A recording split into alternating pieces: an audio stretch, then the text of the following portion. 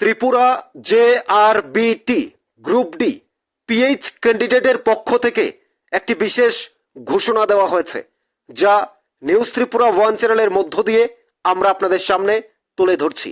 আগামী 3রা অক্টোবর 2024 রোজ বৃহস্পতিবার all Tripura JRBT group D PH ক্যান্ডিডেটের পক্ষ থেকে যে কর্মসূচি গ্রহণ করা হয়েছে, যে বিশেষ ঘোষণা দেওয়া হয়েছে, তা আপনারা স্ক্রিনে দেখতে পাচ্ছেন।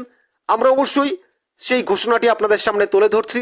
তার আগে নিউজ ত্রিপুরা 1 চ্যানেলটি সাবস্ক্রাইব করুন, লাইক করুন এবং শেয়ার করুন। আগামী 3রা অক্টোবর 2024 রোজ বৃহস্পতিবার সকাল 10টার সময় শ্রম দপ্তর অফিস লাইন তথা JRBT দপ্তরের সামনে সকল JRBT group D pH candidate যারা লিখিত পরীক্ষায় উত্তীর্ণ তাদের প্রত্যেকেই এই JRBT দপ্তরের সামনে উপস্থিত থাকার জন্য বিশেষভাবে অনুরোধ করা হয়েছে all Tripura JRBT group D PH ক্যান্ডিডেটের পক্ষ থেকে। সরকারের কাছে বিভিন্ন কর্মসূচি দাবি দাওয়া তুলে ধরা হবে। তার মধ্যে রয়েছে JRBT গ্রুপ ডি প্রকাশিত মেধা তালিকায় যে ভ্যাকেন্ট পোস্ট রয়েছে টোটাল 2500 অর্থাৎ 2500টি পোস্টের জন্য মেধা তালিকার অর্থাৎ পরীক্ষা নেওয়া হয়েছিল। তার মধ্যে 2437টি অর্থাৎ 2437টি পোস্টের মেধা তালিকা প্রকাশিত হয়। তার মধ্যে বাকি ছিল 63 ভ্যাকেন্ট পোস্ট।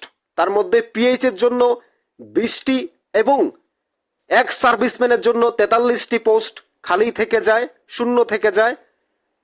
এই 63টি পোস্টের মেধা তালিকায় আসার জন্য বা মেধা তালিকায় এই 63টি চাকরির বা এই 63টির নাম 63টি ভ্যাকেন্ট পোস্ট যেন পূর্ণ করা হয়, মেধা তালিকায় স্থান দেওয়া হয়, সেজন্য এই এক্স সার্ভিসম্যান এবং পিএইচ ক্যান্ডিডেটের যে পোস্টগুলো রয়েছে সেগুলো যুক্ত করে টোটাল 63 ভ্যাকেন্ট পোস্ট পিএইচ এর যেন দেওয়া হয়, সেই প্রথম দাবি তাদের পক্ষ থেকে। আগামী বৃহস্পতিবার 3রা অক্টোবর 2024 প্রথম দাবি সরকারকে জানানো হবে, কর্মসূচি গ্রহণ করা হয়েছে সে উদ্দেশ্যে। এবং দ্বিতীয় হচ্ছে ওয়েটিং লিস্ট, যে JRBT group D merit list প্রকাশিত হয়েছে, তারপর থেকে বিভিন্ন আন্দোলন কর্মসূচি গ্রহণ করা হয়েছে, প্রত্যেকটাতেই ওয়েটিং লিস্টের দাবি জানানো হয়েছে। এবার পিএইচ ক্যান্ডিডেটের পক্ষ থেকেও তারাও একইভাবে ওয়েটিং লিস্টের দাবি জানাচ্ছে। বলা হচ্ছে অনেকেই সেখানে জয়েন করবে না, অফার অ্যাকসেপ্ট করবে না, জয়েন করবে না, তাই অনেকগুলো খালি পোস্ট থাকবে। সেই ভ্যাকেন্ট পোস্টগুলো যেন এই ওয়েটিং লিস্ট বের করে পূর্ণ করা হয়। অর্থাৎ এই দুটো দাবিকে সামনে রেখে আগামী 3রা অক্টোবর 3 অক্টোবর 2024 রোজ বৃহস্পতিবার সকাল 10টায় JRBT দপ্তর তথা লেবার অফিস শ্রম দপ্তর অফিস লাইন আগরতলায় all Tripura JRBT group D PH ক্যান্ডিডেটের পক্ষ থেকে সেই কর্মসূচির ডাক দেওয়া হয়েছে। প্রত্যেককে উপস্থিত থাকার জন্য বিশেষভাবে অনুরোধ করা হয়েছে।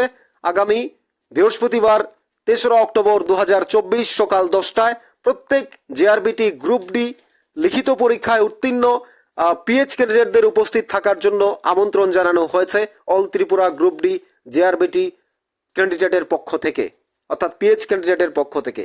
যে দাবি তাদের মধ্যে 20 পোস্ট ভ্যাকেন্ট পোস্ট রয়েছে, যেটা মেধা তালিকায় শূন্য রয়েছে, এবং এক্স সার্ভিসম্যানের 43 পোস্ট ভ্যাকেন্ট রয়েছে। এই 63 পোস্টকে পিএইচ ক্যান্ডিডেটদের মধ্যে ভাগ করে দেওয়ার জন্য, মেধা তালিকায় যুক্ত করে দেওয়ার জন্য তাদের এই দাবি। 63 পোস্ট যেন মেধা তালিকার সাথে জুড়ে দেওয়া হয় এবং 63 পোস্ট যেন পূর্ণ করা হয়, শূন্য পোস্টগুলো যেন পূর্ণ করা হয়, খালি পোস্টগুলো যেন পূর্ণ করা হয়। 63 পোস্ট পিএইচকে ভাগ করে দেওয়া হয় এবং ওয়েটিং লিস্টের দাবিও জানাচ্ছে তারা। আগামী বৃহস্পতিবার 3রা অক্টোবর 2024 রোজ বৃহস্পতিবার সকাল 10টায় JRBT দপ্তরের সামনে অফিস লাইন আগরতলায় প্রত্যেক JRBT গ্রুপ ডি পিএইচ ক্যান্ডিডেটকে বিশেষভাবে উপস্থিত থাকার জন্য অনুরোধ জানানো হয়েছে all Tripura JRBT group D PH ক্যান্ডিডেটের পক্ষ থেকে। এবং আপনারা সেটা দেখতে পাচ্ছেন স্ক্রিনে, আমাদের কাছে সেই নোটিশ এসেছে, আমরা আপনাদের সামনে তুলে ধরলাম। এবার সেই আন্দোলনে যাওয়া কিংবা না যাওয়া একান্ত আপনার ব্যক্তিগত ব্যাপার। আমাদের কাজ আপনাদের সামনে তুলে ধরা, আপনি আপনার মতো করে প্রত্যেকের কাছে পৌঁছে দেবেন, শেয়ার করে দেবেন।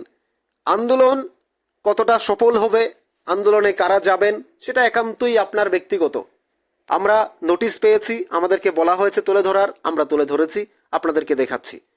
অর্থাৎ পিএইচ ক্যান্ডিডেটরা যে আন্দোলনের ডাক দেওয়া হয়েছে, যে আন্দোলনের ডাক দিয়েছে আগামী 3রা অক্টোবর 2024 রোজ বৃহস্পতিবার সকাল 10টায় জেআরবিটি দপ্তর তথা শ্রম দপ্তর অফিস লাইন আগরতলায় সকাল 10টায় all Tripura JRBT group D PH ক্যান্ডিডেটের পক্ষ থেকে সকল লিখিত পরীক্ষায় উত্তীর্ণ পিএইচ ক্যান্ডিডেটদের উপস্থিত থাকার আমন্ত্রণ জানানো হয়েছে।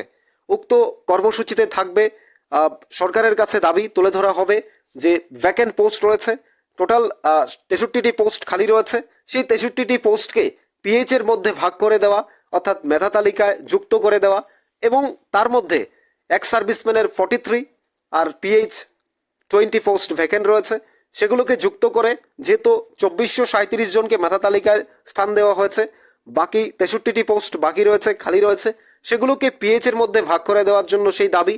দ্বিতীয় দাবি, ওয়েটিং লিস্ট প্রত্যেকের জন্য জানানো হচ্ছে। ওয়েটিং লিস্টের মধ্য দিয়ে যেন যারা অফার অ্যাকসেপ্ট করবে না, গ্রহণ করবে না, তারা যেন সেই ওয়েটিং লিস্টে স্থান পায়, সে সুযোগ করে দেওয়ার জন্য সরকারের কাছে দাবি জানানো হচ্ছে। এই দাবি কতটা ঠিক কতটা ভুল সেটা একান্ত যারা আন্দোলনের ডাক দিয়েছে এবং যারা আন্দোলনে অংশগ্রহণ করবে এবং যারা রাজ্যবাসী রয়েছে, প্রশাসন রয়েছে, সরকার রয়েছে, এবার কিভাবে দেখবে সেটা একান্ত তারা ব্যক্তিগতভাবে বুঝতে পারবে যে সরকার এই দাবিটাকে কিভাবে দেখবে, সরকার তাদের এই দাবিকে কিভাবে মেনে নেবে, সরকার পিএইচ ক্যান্ডিডেটকে কি এই 63টি পোস্ট ভাগ করে দেবে কিনা এবং একই সাথে ওয়েটিং লিস্ট জারি করবে কিনা, সেগুলো একান্ত সময় উপযোগী সিদ্ধান্ত নেবে রাজ্যের মুখ্যমন্ত্রী প্রফেসর ডক্টর মানিক সাহা এবং জেআরবিটি দপ্তরের মন্ত্রী মাননীয় টিঙ্কু রয় মহোদয়। ওয়েটিং লিস্ট কতটা এখন ওয়েটিং লিস্ট জারি করবে কি করবে না, পাবলিশ করবে কি করবে না, এটা আন্দোলন করার অধিকার সবার আছে, আন্দোলন করতে পারে, যেটা মাননীয় মন্ত্রী নিজেই বলছেন। অর্থাৎ এবার তাদের কথা, তাদের দাবি বিচার বিশ্লেষণ করে প্রত্যেকটা বিষয়কে সময় উপযোগী সিদ্ধান্ত মনে করে রাজ্যের মাননীয় মুখ্যমন্ত্রী যদি এই 63টা পোস্ট পিএইচ এর মধ্যে ভাগ করে দেওয়া হয় এবং ওয়েটিং লিস্ট পাবলিশ করে, সেটা আমাদের রাজ্যের ছেলে মেয়ের জন্য ভালো। এটা অবশ্যই ভালো যদি এই 63টা পোস্টের পাশাপাশি যদি 100 জন ছেলেও ওয়েটিং লিস্ট এবং এই ভ্যাকেন্ট পোস্টগুলো মিলিয়ে যদি 100 জন ছেলেও চাকরি পায়, মেধা তালিকায় স্থান পায়, তাহলে এই 100টা পরিবার বেঁচে গেল, 100টা ছেলে মেয়ের ভবিষ্যৎ সুন্দর হয়ে গেল, উজ্জ্বল হয়ে গেল। অর্থাৎ অনেক ক্ষেত্রে অনেকের বয়স ওভারিজ হয়ে যাচ্ছে, ওভারিজ হয়ে গেছে, হয়তো তারা কোনোদিন আর কিছু করতে পারবে না, কিন্তু এই যে চাকরির ক্ষেত্রে আন্দোলন কিংবা অনেক কিছু, এই জেআরবিটির রেজাল্ট পাবলিশ করার আগেও অনেক আন্দোলন হয়েছে, অনেক কর্মসূচি নেওয়া হয়েছে, গ্রহণ করা হয়েছে। সরকার তারা তাদের জায়গা থেকে তাদের সময় অনুযায়ী তারা সেই রেজাল্ট পাবলিশ করেছে। এবার আন্দোলন একের পর এক হচ্ছে, কখনো রাজনৈতিক দল আন্দোলন করছে, কখনো ছাত্রছাত্রীরা আন্দোলন করছে। এবারে সরাসরি পিএইচ ক্যান্ডিডেটের পক্ষ থেকে যে আন্দোলনের ডাক দেওয়া হয়েছে, এই আন্দোলনকে আপনারা কতটা সমর্থন করবেন কি করবে না, এটা একান্তই আপনার ব্যাপার, আপনাদের ব্যক্তিগত মতামত। আমরা শুধু এইটুকু বলতে চাই, যদি পিএইচ এর মধ্যে এই ভ্যাকেন্ট পোস্টগুলো ভাগ করে দেওয়া হয় এবং যদি ওয়েটিং লিস্ট পাবলিশ করা হয়, তাহলে আমাদের রাজ্যের ছেলে মেয়েগুলোর জন্য ভালো। কারণ যারা মেধা তালিকায় স্থান পাবে, যদি 100টি পরিবারও হয়, তাহলে এই 63টা পোস্টের সাথে সাথে যদি ওয়েটিং লিস্টও হয়, তাহলে সেখানে মেধা তালিকায় স্থান পাবে এই 100টি পরিবার কিংবা 50টি পরিবার, যে যতটাই যুক্ত হোক, তাদের উজ্জ্বল ভবিষ্যৎ হয়ে গেল এবং সাথে সাথে পরিবারগুলো বেঁচে গেল। অর্থাৎ এই যে বিষয়টা, এটা রাজ্যের মাননীয় মুখ্যমন্ত্রী প্রফেসর ডক্টর মানিক সাহার হাতে, মাননীয় মন্ত্রী টিঙ্কু রয়ের হাতে, সরকারের হাতে, তারাই একমাত্র বুঝবে এটাকে কিভাবে দেবে। তবে আমাদের বিশ্বাস যে এই আন্দোলন কর্মসূচি সমস্ত কিছু যারা আন্দোলন করতে যাচ্ছে, তারা নিশ্চিতভাবে তারা সময় উপযোগী এবং গুরুত্বপূর্ণ তারা মনে করছেন, এই জন্য তারা যাচ্ছেন। এবার সরকারের কাছে আমরাও এখান থেকে বলতে চাই, ওয়েটিং লিস্ট এবং এই 63টা পোস্টকে পিএইচ এর মধ্যে ভাগ করে দেওয়ার যে দাবি, সেটাকে যারা আন্দোলন করতে যাচ্ছে তাদের সফল হোক, নিয়ম শৃঙ্খলা মেনে হোক সব কিছু। রাজ্য সরকার, মাননীয় মুখ্যমন্ত্রী প্রফেসর ডক্টর মানিক সাহা এবং টিঙ্কু রয় মহোদয়, তারা রয়েছেন, মন্ত্রিত্বে রয়েছেন, ওনাদের সিদ্ধান্ত সময় উপযোগী সিদ্ধান্ত, দায়িত্বপূর্ণ এবং তাদের মতামতের উপর নির্ভর করেই বা ভিত্তি করে এগিয়ে যাবে এবং সরকার যে সিদ্ধান্ত নেবে সেটাই হবে সবচেয়ে গুরুত্বপূর্ণ। আমাদের হাতে কিছু নেই, যারা আন্দোলন করবে তাদের হাতে কিছু নেই, সমস্ত কিছুর দায়িত্ব প্রশাসনের হাতে, সরকারের হাতে, মন্ত্রী মহোদয়ের হাতে। ওনারা যে সিদ্ধান্ত নেবে নিশ্চয়ই সবাই এই সিদ্ধান্তই মেনে নেবে। আর যারাই আন্দোলন করতে যাচ্ছেন, আপনারা আন্দোলনে কারা যাবেন, আন্দোলনে কি করবেন, কি কর্মসূচি হবে, সমস্ত কিছু আমরা আপনাদের সামনে তুলে ধরলাম। আমরা চেষ্টা করব তাদের বক্তব্য আপনাদের সামনে তুলে ধরার। আপনাদের কি মনে হয় এই যে পিএইচ এর ক্যান্ডিডেটের পক্ষ থেকে যে আন্দোলনের ডাক দেওয়া হয়েছে, এই আন্দোলনটাকে আপনারা কিভাবে দেখছেন এবং কতটা সফল হবে বলে আপনারা মনে করেন? এই আন্দোলনটা সময় উপযোগী সিদ্ধান্ত কিনা, আন্দোলনের গুরুত্ব কতটা পাবে, এবং পিএইচ এর মধ্যে যে 63 পোস্টকে ভাগ করে দেওয়ার কথা বলেছেন এবং ওয়েটিং লিস্টের দাবি রাখছেন, সেটাকে আপনারা কিভাবে দেখছেন জানাবেন কমেন্টস বক্সে। থাকুন নিউজ ত্রিপুরা 1 চ্যানেলের সাথে। এই আন্দোলনে কারা যাচ্ছেন তাও আপনারা জানাতে পারেন কমেন্টস বক্সে।